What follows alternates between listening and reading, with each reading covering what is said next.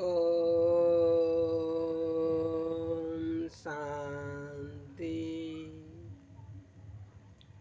आज का मूल्य से मेरे को 2 पॉइंट थोड़ी सी मेरा अनुभव से कुछ डिस्कस करना चाहती हूँ।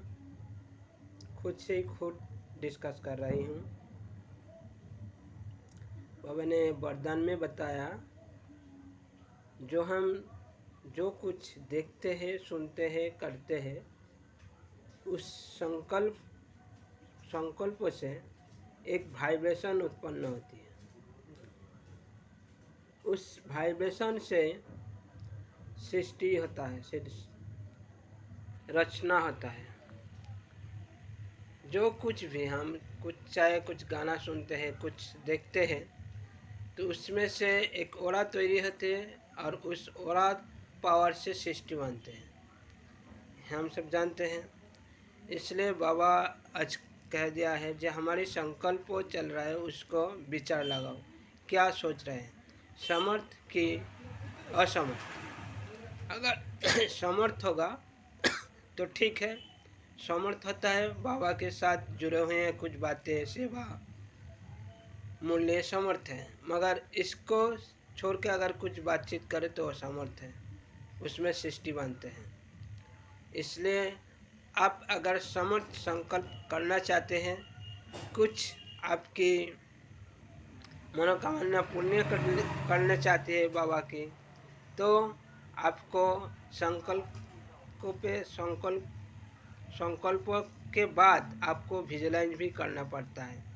जब आप उसको अंदर की आँखें, जो मन का आँखें हैं, वहाँ आँखों से अगर देखेंगे तब उस संकल्प आपको सफल हो जाएंगे।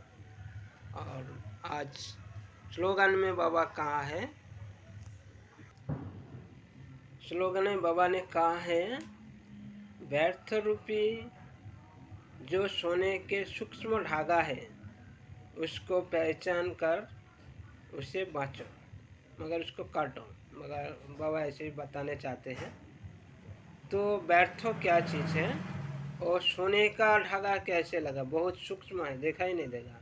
वो क्या चीज़ है, वो है हमारी मन पसंद कुछ काम, चाहे वो सेवा में हो, चाहे कर्म में हो, चाहे कुछ पढ़ाई में हो, कुछ बनाने की, तो उसमें हमारी विचार जाते हैं कि ये समर्थ है, ये सोने का धागा नहीं है, ये है हमारी सेवाएं हैं, ये बाबा की काम में आएंगे, सेंटर की काम में आएंगे, क्या खुद के कमाई होंगे, तो उसको हम सोने का धागा नहीं कहते हैं।